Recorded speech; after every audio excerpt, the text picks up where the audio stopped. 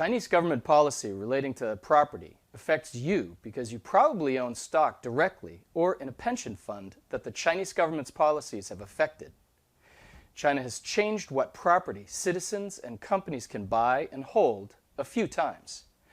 Chinese private and state-owned enterprises, which are going global and buying and selling products that may compete with yours, are seeing major changes from these policies. They will see many more coming up. We will give you the outline.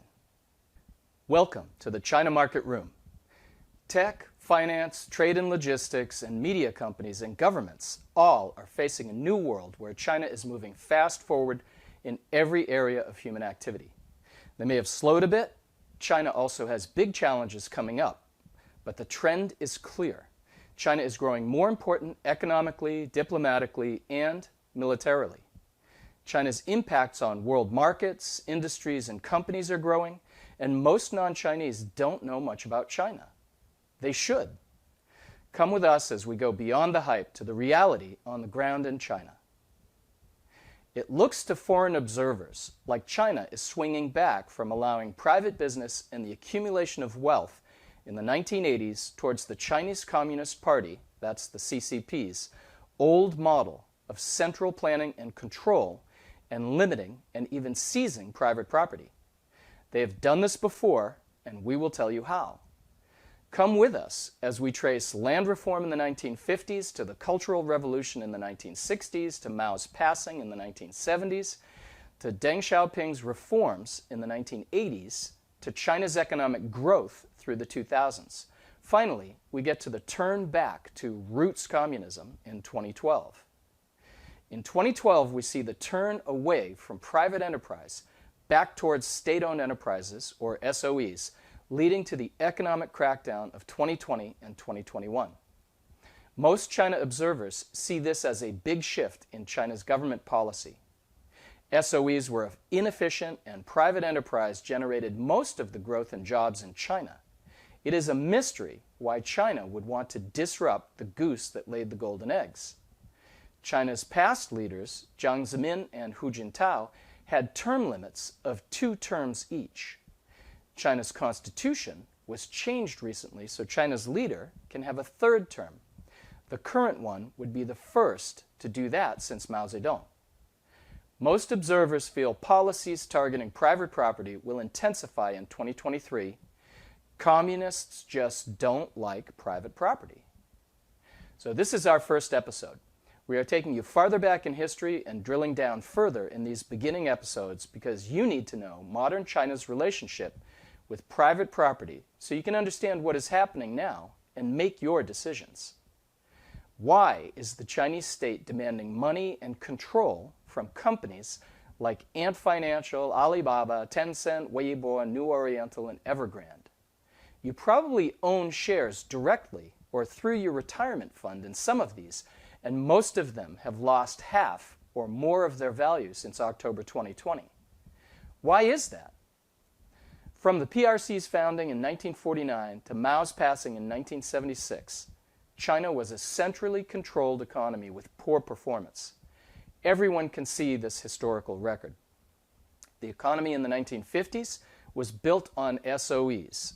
These were slow, inefficient, and change-averse. The Cultural Revolution of the 1960s was also a lost decade economically. There was just not much innovation or financial growth until the 1980s, when Deng Xiaoping's economic reforms kicked in and Chinese private enterprise took off. I was there. I saw it happen. Now, many think China has attacked private enterprise and wants to go back to poor performance and high unemployment. Why? Big, dynamic private companies that grew up like 100 flowers blooming since the 1990s are being brought under tight control by the central government. I call this model state-controlled enterprises, or SCEs. They are private companies, but they are being told what to do, like a cat telling a mouse which way to run. They can't go against China's new national policies and central control.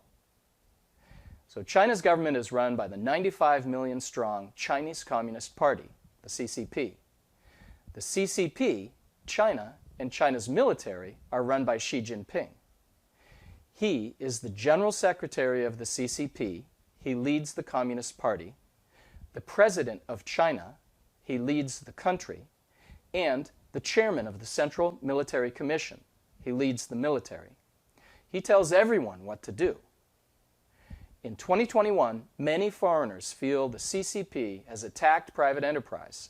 It fined a number of Chinese private companies for illegal behavior and started demanding shares and board seats in many Chinese companies, including those with shares traded on foreign stock markets like American Depositary Receipts, or ADRs. Because they are listed on foreign exchanges, most of their investment comes from foreign individuals and institutional investors. China required as much as 15 billion US dollars contribution per company and additional funds from company owners to be used in a common prosperity scheme. The Chinese government took some money as fines and directed the rest to social causes and charities it controls. It seized private enterprise and private individuals' funds and redistributed these to Chinese organizations and citizens. Many foreign investors consider this behavior as theft.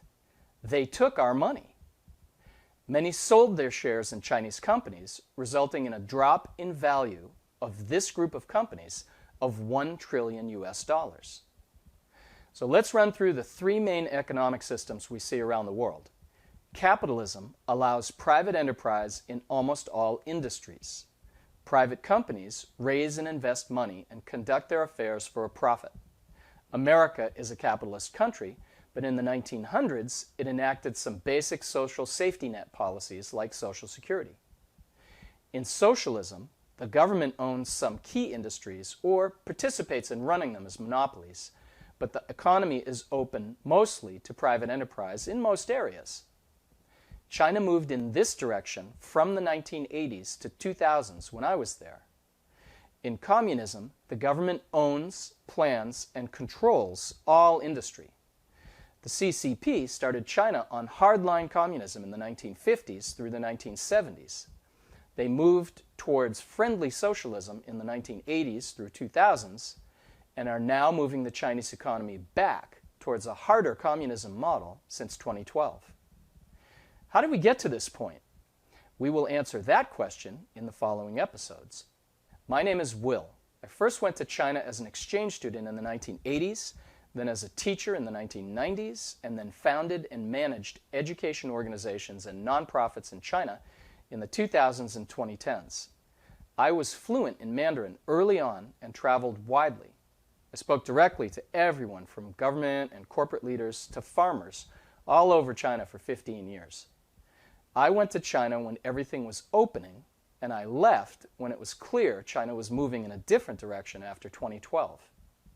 If you run a business or organization, it is your responsibility to know and prepare and plan for likely events relating to China that affect your industry worldwide. We can help. China Market Room is your efficient solution for this complex problem. Go to chinamarketroom.com for more info and to get in touch.